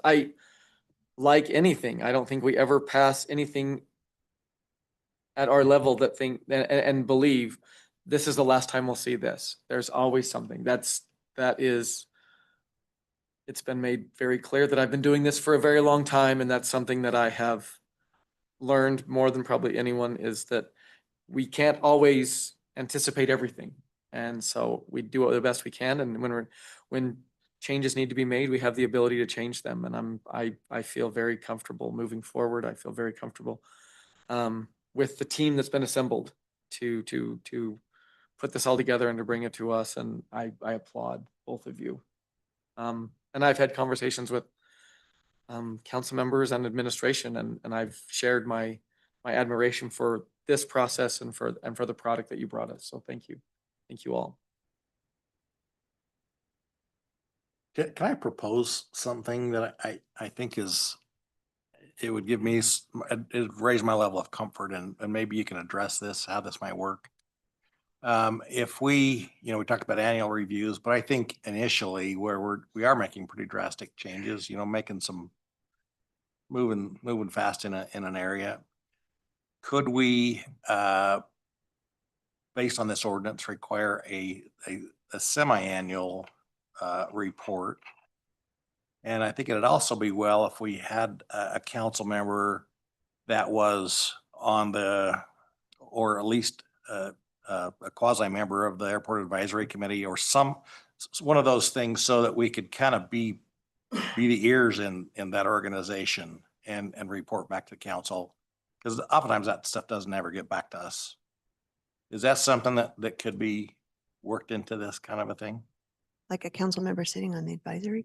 Ex officio member? Yeah, an ex officio member. Somebody's there. I mean, I often go, but I just, I think it's helpful too, because then you're in the conversation, or whoever it is, the whole time, and then you Yeah. can catch us up along the way versus everybody getting caught up on the way. yeah, I'd get the packets of, if it were me. I mean, that person would I'm get the assuming packet. it'll be you. Well, and told yourself to do it. All in favor? There's one other issue I think that I don't want to overlook, and that's that how many times Brian's been here. In 11 months you've been here, you've almost been here 11 times. I don't know. I can't count the times. 5? Yeah, I was thinking 4 when I first started to count in my mind how often you've been here, but I think that's pretty good accountability too. Mhm. I think that's excellent accountability.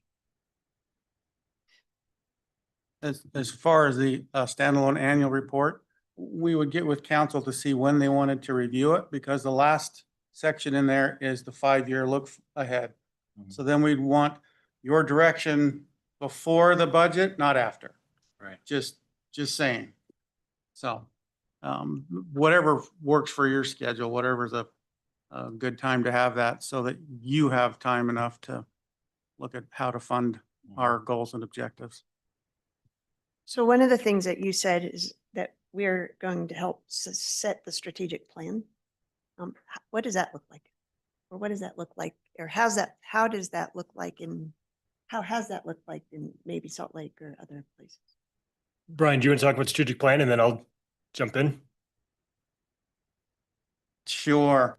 In the very first packet we gave you, the state audit says we have an approved master plan. We do not have a strategic plan or a business plan.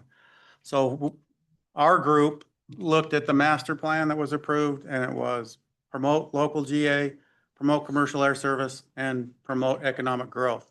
So that's how we developed that strategic plan map that we showed you.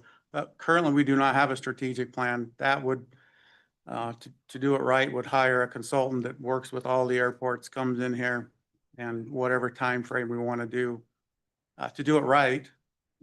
We did it in a hurry from the approved master plan, just so we could get to the next step. Because without that strategic plan, what are your primary management documents trying to accomplish?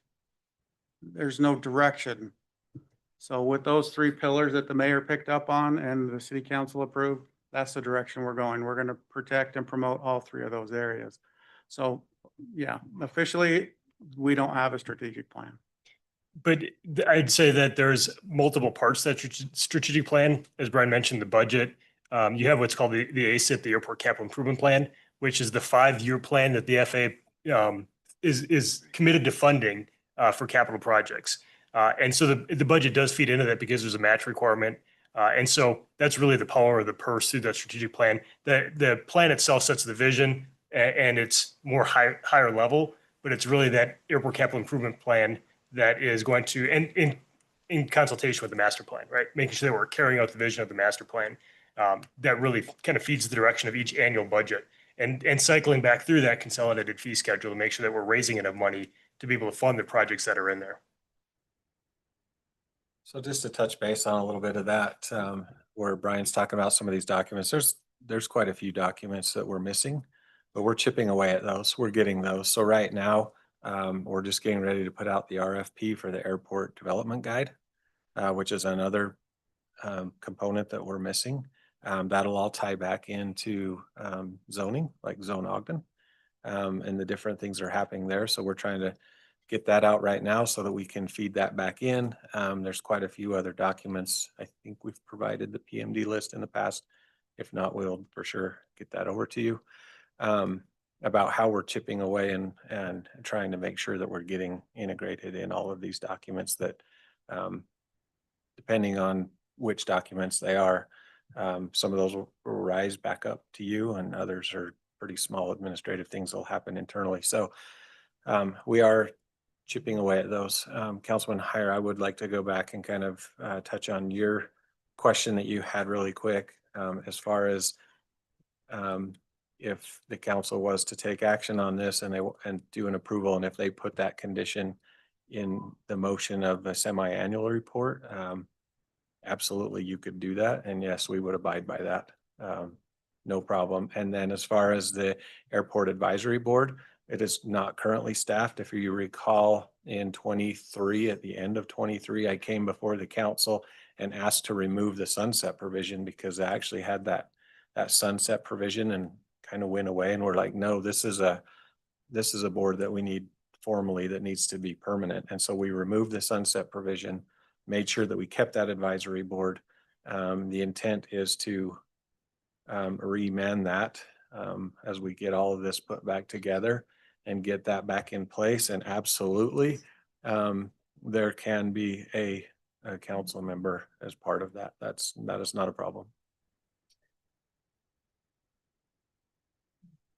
Just a quick question. So by the action that we take or considering for this evening, what about some of those questions we've heard from people about wondering about how it impacts them to change it? Because those changes don't go into effect till we actually approve those different areas, right? So things about like the size of the hangar doors and all of that, we're not getting into those weeds just yet, right?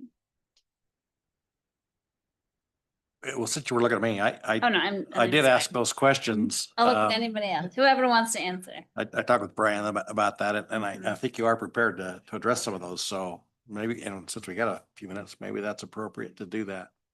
If you don't mind. If they were specific questions, I think the specific answers to go to them. Yeah.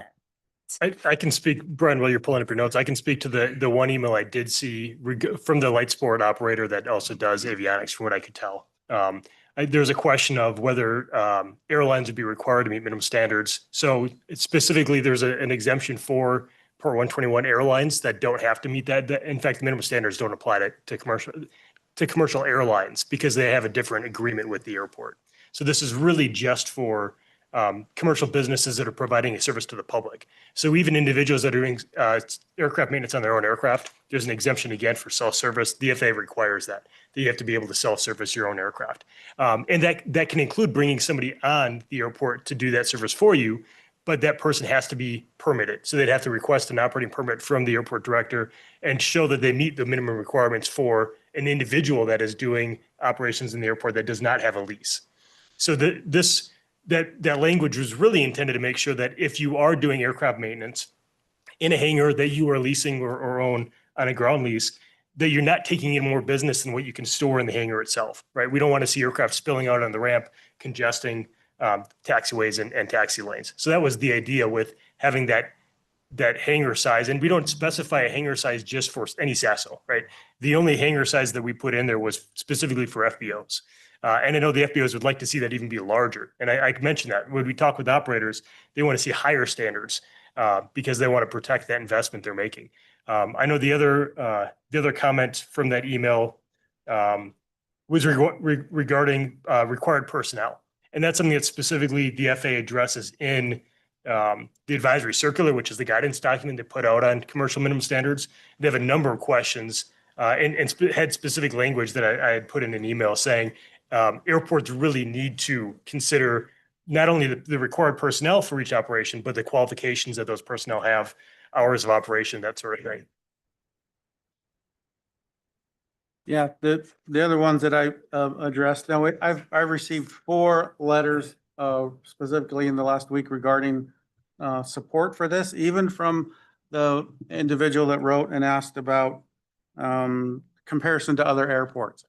He has been supportive. He's come to every one of the meetings. I've talked to him and I consider him a friend of the airport. And so when he raised these questions, I'm like, yeah, well, we can address them.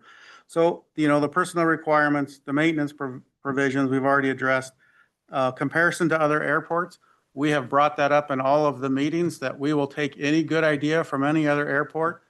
But just like the template at Salt Lake works, that template, all the information that we gave to AGP, the template was adjusted to our specific airport. So some of these great ideas that work at other states or other airports, we have determined that they're not best practices for our airport. With regards to conflicts in recently passed legislation, the proposed minimum standards are written in compliance with FAA obligations, and they've been reviewed by city legal and our aviation legal attorney, and there's no objections for their compliance.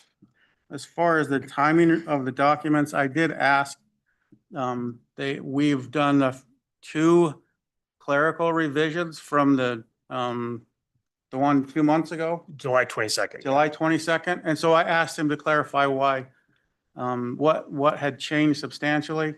And then he has also been a part of the airport user group. So since December, we have all been talking about it and giving our input so that these guys could sort it out. And even I didn't get everything I requested. And I think I requested too much, and that was pointed out. We need to take that first initial step and then get all of the documents in order and then review them annually so that we can bring them up to speed. So that was the questions that I received. Other support from FBOs and tenants and flight schools about the need to bring our minimum standards in compliance to promote business and a standard of excellence at the airport. And I think it's important to also note in there that, the minimum standards being changed from what they are today, going into that, it is likely that it could put some users, not that, like they don't comply with that, right? If the rule was to change today, all of a sudden they wouldn't meet those standards. We have, though, the same ability, just like we kind of do in planning, where all of a sudden you have a use that changes and they don't comply, that, there's the ability to go in and still accept them for what they are. It potentially can have an impact on them moving forward, that if it's like all of a sudden they want to grow or they want to expand, okay, you do have to go in and meet the requirement, But if you existed prior to that going in, basically you can be accepted in that form. And we're aware that is going to happen in some of those places. And the goal, none of the goal here is to try to drive, anybody out or to push them out. But we are trying to induce and want to capture investment into the airport. And some of the biggest investments, it's going to come all over the place because all of them contribute. The FBOs is going to be, a really big one. And we understand their concern in the sense that you're not going to have somebody that's going to come in and invest $10 million into the airport and I'm being way facetious here, but a guy in his pickup truck with a little wagon pulling a gas tank behind it, if he can compete on the same level, it doesn't work. So you don't encourage investment to come in because there's no way to protect that investment that goes through. And so as Ryan alluded to, and then we've got that comment back, is even on the standards we have right now, right? Mm-hmm. Well, we want it to be a lot higher. Well, these are minimum standards, and so we've got to find that balance. We can't go all the way that you make it impossible for anybody to compete, but find that balance of what is the proper balance where people can compete and provide that service.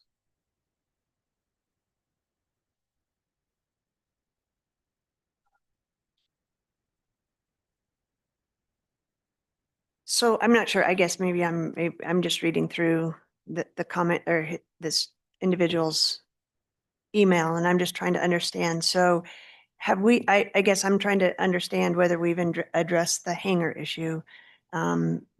Several of these comments are actually, where did we get AC 150-5190-8?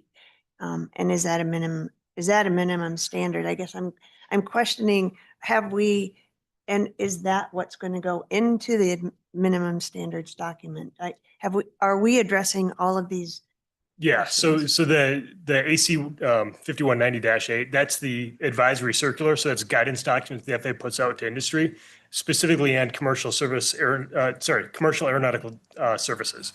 And so that's what we use to essentially guide the creation of it. So we don't necessarily reference, it doesn't give you like, you must address this. It has questions for a number of issues in there. It does go through and address personnel requirements for operators. It even does talk about light sport and parachute operators or skydiving operators. And so all of those are things that we addressed based on that guidance. So it's not necessarily reference material, it's guidance material in creating these. Regarding the hangar concerns though, I think we addressed all the concerns in the current draft without making changes. The situation of Breeze needing to have a hangar here to maintain their aircraft they're exempt. Even if they were based here, they wouldn't necessarily need to have an aircraft or a hangar. They could work on their own without having to go get a commercial license and so on. He does mention that it's very arbitrary. And I'm like, yes, because that gives us how big should your hangar be if your operation is 2 aircraft or if it's 50? So we say the appropriate hangar size in the document. The only time we call out a minimum hangar size is for a fixed base operator who, when a transient aircraft comes in the winter, we want them to be able to put it in a heated hangar so they're not out having to de-ice or remove all the consumables off their aircraft. And so that's the level of service we expect of those selling fuel. But what's the level of service for a flight school? Oh, you have a flight, you only need a 50 by 50. Oh, you have 50 planes? I don't know what they have over there. What do you have, Martin? 23. And so his facility is a lot larger. That's why he does say it's arbitrary. Yeah, that's because we're going to fit it into each category. Yeah, and I wouldn't even call it arbitrary. The standard that we established is that they have adequate space to accommodate the size of their fleet, right? So it does naturally scale. We don't say it has to be a certain dimension or certain square footage, but we really want to see a 28-foot door height for FBOs. The FBOs don't currently have that. Putting that in there would be really hard for them to be able to comply with. You don't want to have to jack up the hangar, which you can actually do. But by saying that the hangar door has to be able to accommodate the aircraft, we're essentially saying that without having to put in that hard number, that hard guidance. Curious, what happens if they start out with 10 airplanes and end up with 40? I think I asked that question. Oh, yeah, well, so it does change. Yeah. As time goes on. May I just ask a quick question before we move on? I appreciate all of this conversation. So right now, if a person does have feedback, I mean, it's fine if they email us, but since I have no idea what they're talking about, Right. to the point you're making, is there a better avenue? Should they reach out to the advisory committee? Do they reach out to the director? I don't know who they would, what's the Yeah, path? no, we're happy to take the feedback directly. We can provide our contact info. Otherwise, Brian can forward it on to us as well. Yeah, I think that would be important, just to have an avenue for Yeah. people to report. And again, people are welcome to report to me or to send me a message, but then I'll just forward it on to someone else that has better expertise. Well, that's what I did when I got that email today. Yeah. No, yeah, yeah, Yeah. but it's like, I want them to feel that they're getting the right avenue. That's one of the policy process, the grievance policy. We've already looked at that, revised it, and guess where that fell on the importance level? Down after the primary management documents. So we have addressed that along with the Airport Advisory Committee. So that in the past, people behind me felt they didn't have a voice or a path forward. And so we've worked on that path, but this was the most important. So we put it at the top and going from there. So, but yes, it is acknowledged. We need a clear path so that they have a voice. All right. All right. Any other questions before we move on?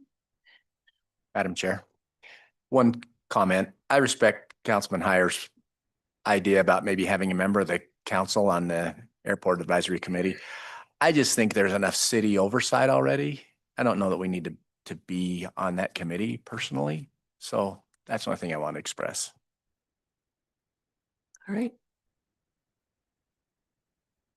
Okay, anything else? All right, yeah. Do you want to talk in 3 minutes about the fire?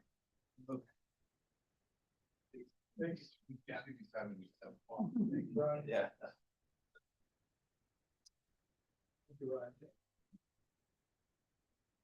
Thank you, council members. I just want to keep you apprised of the situation with the fires we've had in Ogden City. So specifically to the Lotus project that was on 18th Street, we found out the Tuesday before that fire that there were some issues with security on that site. We addressed Lotus that Tuesday night and they started securing the building.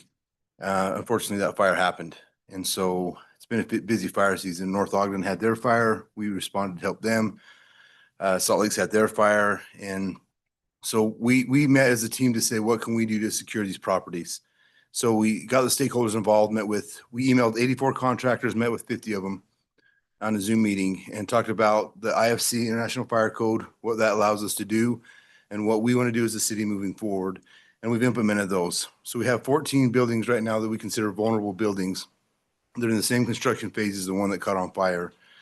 We've required them to get fencing on their property, to put cameras to secure the first floor, and certain buildings require fire watch. We had zero pushback from these builders, which was fantastic. So we went out after that meeting, and 11 of the 14 sites right now, we feel comfortable that they're secured and safe, and we've got our foot on the pedal on the other 3. Some unique circumstances with those buildings that we're working on, but our fire prevention division and our entire department are hitting those buildings. We've also worked with PD to get letter of agency to allow the officers to actually get on the property. It's no longer private. It allows them on the property to help do that. And our firefighters are driving by those things anytime there's not somebody working. So the 25th Street project, I met with the builder a couple times, meet with him again tomorrow. We're getting to the point where we can finish that project. But I'll leave some time for questions if you have anything. I just wanted to ensure you that we're doing everything that the fire code allows us to do, working with the contractors, with the police department, with building services to make sure that this doesn't happen again. We did bring in the national response team from the ATF relatively early in the incident. I met with the special agent in charge out of Denver and a fantastic team, structural engineers, chemists, electrical engineers, fire investigators, and they're still an active investigation. So they're still diving into the cause of the fire. We do know room of origin. We're just dealing with cause right now, and that may take some time, but it's still an active investigation and work with the Salt Lake office, ATF. We meet with them daily, talk with them daily. So I'll just make it a real quick version, but any questions for me, concerns, anything I can address? So in that, was it arson on 18th Street? And did they have cameras? And was any imagery captured? There was imagery. They did have a camera on site. There was cameras from businesses around there. To say it's arson, it's too early in the investigation. To say human caused, yes. Okay. We have determined that it's human caused. The requirements that we sent out to site security says that you'll have an extinguisher now within 75 feet of any place in that structure. There's non-smoking areas, no fuel will be stored, no lithium-ion batteries will be stored. We've kind of come down with a pretty stringent process, but human caused, too early to say whether it's arson or not. Yeah, still active, and it's impressive what this task force and the national response team has done as far as investigation. But we're looking forward through the front window, trying to figure out how to stop this from happening again, and have had extreme cooperation from the builders, and we'll continue that. It's going to be my question is, what was the response from the builders or developers? Yeah, they've been responsive. It does add, and they do incur a cost on some of these things. So of the 3 properties that we're still heavily monitoring, some of them have to go back to the owners of the property because it will impact their bottom line if they have to implement a fire watch and pay for that. But we're doing everything we can to secure it and lock the front door so people don't just come walking in those buildings. So when they move to meet these standards as set forth to make for a safe work site during this stage of construction, does that not improve their relationship with their insurance company and the form of lower rates? I would assume so. I can't speak on that, but I do know that the rates increase after they've had one fire. Yeah. And now that certain companies have had 2 and possibly 3 around the country, then they may become uninsurable. And I know they don't want that. So we've had good collaboration with the builders and property owners, and they've been cooperative. We'll just keep having those conversations to make sure that we don't drop the ball on this. Any other questions? Thank you all. Thank you. Quick bit, council business? Yes, maybe you noticed the flash vote issued today on the public safety. So we expect the results back on Thursday. I've asked for you to give me a recommendation for a citizen to sit on a selection committee. So if you can get me those, I'd appreciate it. A couple of you have already done that for me. I appreciate it. And then just to remind you, we are meeting next week. Council comments? All right, great. Thanks, you guys.